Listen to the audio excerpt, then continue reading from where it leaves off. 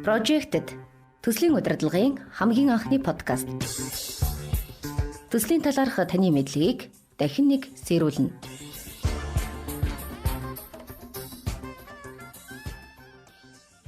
За сайн байцгаана уу сонсогчдоо. Projected podcast-ийн маань ээлжид дугаар та бүхэнд хүрч байна. Өнөөдөр манай подкастад өргөдөн оролцож байгаа зочноо та бүхэнд танилцуулъя. Үндэсний статистикийн хорооны дарга Ариун Заяа оролцож байна. Студид хүрэлцэн ирж яриа өрнүүлж байгаа танд баярлалаа. Урьдчилан хүлээн авсан бас баярлалаа тань. Өглөөний минь сонсогчтой. За баярлалаа. Тэгэхээр өнөөдөр бидний ярилцах байгаа сэдв бол статистик мэдээллийг төслийн менежментэд хэрхэн үр өгөөжтэй ашиглах вэ гэдэг сэдвийн хүрээнд ярилцсана. Тэгэхээр юуны өмнө та манай сонсогчдод статистик мэдээллийн нийгэмд гүйцэтгэж байгаа үүрэг, за хэрэгцээ шаардлага юу вэ гэдэг мэдээллийг хүргэж. За статистик гэдэг бол өөрөө хэлэхэд ч гэсэн их амаргүй үг шүү дээ тийм ээ. Нилээдгүй тийм хатуу их хол сонсогддог хүн болгон ч гэсэн одоо статистик гэж яг төдийлөн сайн хэлж чаддаггүй тийм ээ. Гэтэл энэ статистик гэдэг салбар өөрөө үүсэж хөгжөөд 95 жилийн ойгоо энэ жил одоо тэмдэглэж угтаж байна тийм ээ.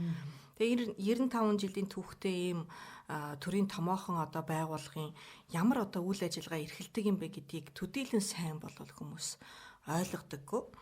За дундаж цалин, дундаж орлого гэдэг дээр одоо жишээлбэл жоохон бухимддаг ч юм уу тийм ээ.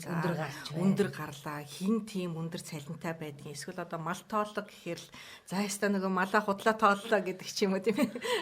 Илүү шүүмжлэх аястай байдаг. Тэгээ тэр нь бол ердөөс хүн ойлгохгүй, мэдхгүй юмнасаа жоохон айж шүүмжилдэг тал бол байдаг шүү дээ тийм ээ.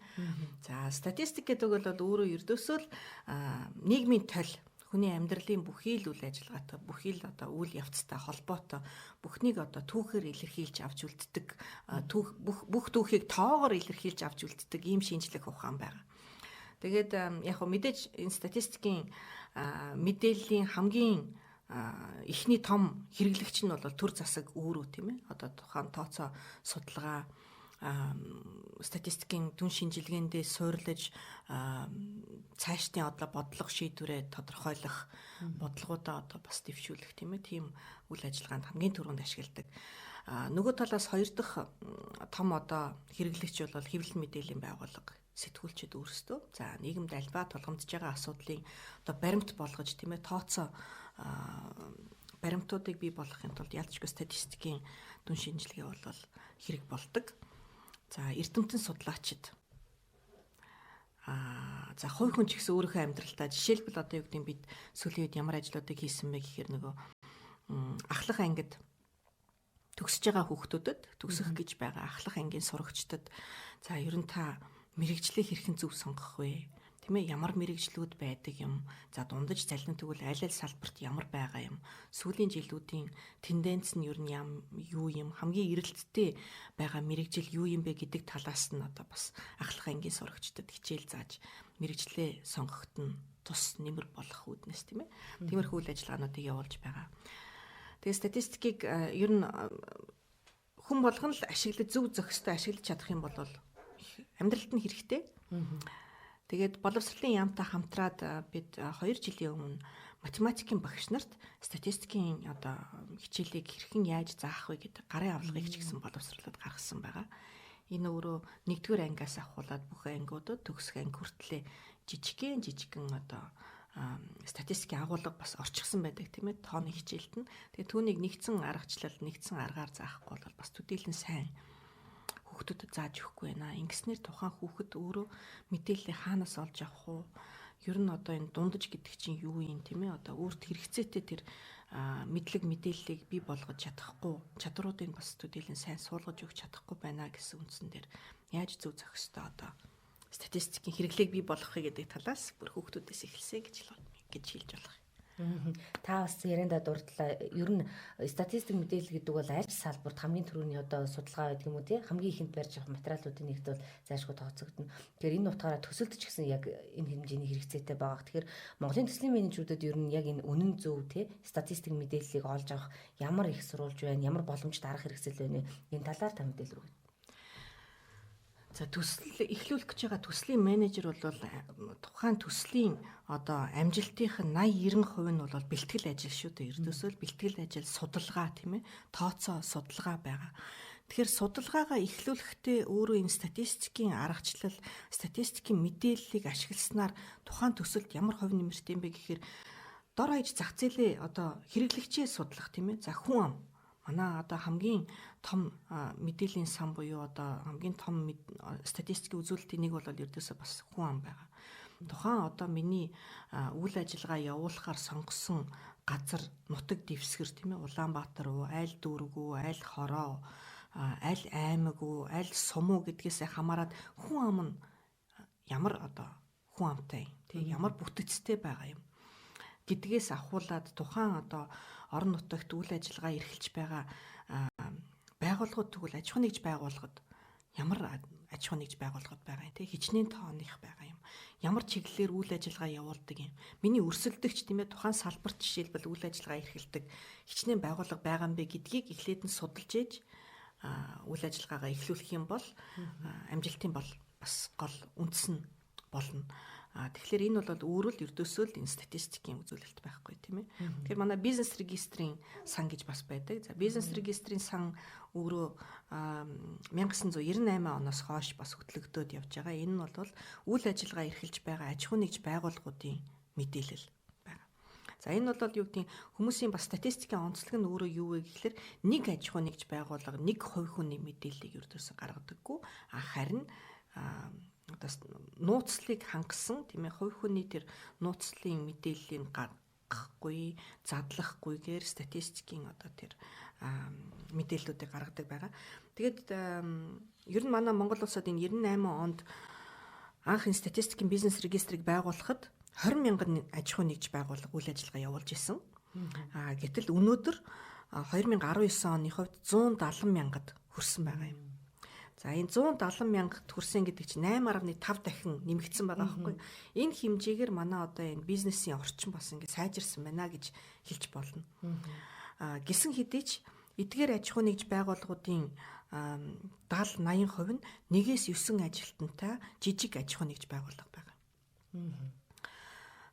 За тэгээд дээрэс нь энэ аж ахуйн нэгж байгууллагууд ямар үйл ажиллагаа явуулдаг юм бэ? 170 мянгаас бүгд одоо бас үйл ажиллагаа явуулдаг юм уу үгүй юм уу? Хичнээн нь одоо төр зогссон, хичнээн нь үйл ажиллагаагаа эхлүүлээгүй байгаа юм. Хичнээн нь одоо дампуурсан бэ гэдгийг бас энэ бизнес регистрийн мэдээллийн сангаас буюу одоо бизнес регистрийн танилцуулга гэж бас гардаг байгаа. Түүнээс харж авч үзэх хэрэгтэй. Тэгэхээр энэ 170 мянган аж ахуйн нэгж байгууллагын тал нь үйл ажиллагаа явуулаагүй байх жишээний 50.4% нь л үйл ажиллагаа явуулж байгаа тийм ээ.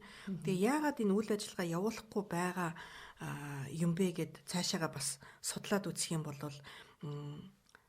санхүүгийн их усрын дутагдaltaй байгаа мó үйл ажиллагаа явуулах ажлын байргүй байгаа мó гэх мэтчлэн одоо шалтгаануудыг бас заагаад өгчихсэн байдаг. Тэгэхээр хин нэгний одоо өөрөө эхлээд алдаа гаргахаас өмнө бусдын алдаанаас суралцах нь ердөөсөө бас нэг амжилтын нэг гол үзүүлэлт шүү дээ тийм ээ.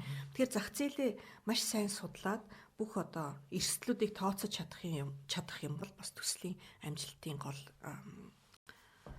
бүрэлдэхүүн гэх юм уу тийм ээ гол их усүр нь болж чадна. Тэгэхээр Монгол улсын одоо доктортой хөгжлийн зорилгын хэрэгжилтийг дүгнэх за мэдээллийн их усүрд бол үндэсний статистикийн хорооны албан ёсны статистик мэдээллүүд багтсан байна л да. Тэгэхээр төсөл хэрэгжсэний дараах үр дүн те за амжилтаа үнэлэхэд ер нь төслийн менежерүүд статистик мэдээллийг яаж зөв хэрэглэх үү бас яаж тайлбарлах уу энэ бас статистик мэдээллийг дөнгөж хараад өнгөрөх биш зөв хэрэглэж тайлбарлана гэдэг хамгийн чухал нь баг. Тэгэхээр менежерүүд энэ ур чадвараа яаж хөгжүүлэх талаар та бас подкастынхаа төгсгөл зөвлөгөө өгөөч. За статистик гэдэг үгнээс ердөөсөө айж болохгүй. Яа тэгэхээр айгу статистик гэхлээр л ойлгомжгүй санагдаад байгаа учраас надад таарахгүй гэдэг ердөөсөө тий ердөөсөө нөгөө хамаатуулж боддоггүй. Гэтэл зүгээр тэр үг биш хамгийн гол нь тэр мэдээлэл дүн шинжилгээ гэдэг нь их чухал байхгүй юу. Төслийн менежер зөвхөн одоо юу гэдгийг за амжилтынх нь 80% нь бол одоо төлөвлөгөөн дээр суурилж ин гэж шүү дээ тийм ээ. Тэр амжилтаа баттгаад улам цаашаа зөв авч явахын тулд дундын явцын энэ судалгаа шинжилгээнүүдийг хийх ёстой байна. За би эхлэхэд ямар байсан тийм ээ. Одоо яг ямар нөхцөл байдалтай байна вэ? Би зах зээлдээ одоо хэрэглэгчтэй хүрч чадж гэнэ үгүй юу?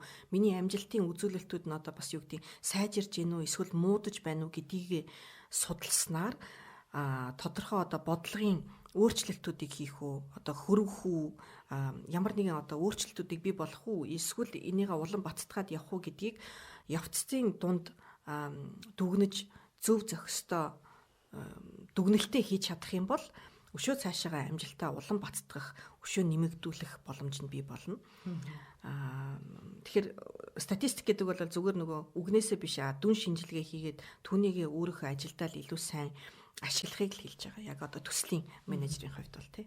Тэгээ одоо бол мэдээлэл технологийн энэ 90 цагт амьдарч байгаа үед ердөөсөө энэ би өөрөө график хийж чадахгүй, би өөрөө дүгнэлтүүдийг хийж чадахгүй гэж айж суух юм байхгүй. Бэлэн програмууд бол угаасаа байдаг тийм ээ. Тэгэхээр тэднээсээс тэр бэлэн програмуудыг өөртөө тэр ашиглах чадварыг суулгаж байнга өөрийгөө хөгжүүлэх хэрэгтэй. Дата аналист, статистикч гэдэг мэргэжил бол ердөөсөө л олон улсад маш их эрэлттэй. Манай Монгол улсад ч гэсэн маш эрэлттэй.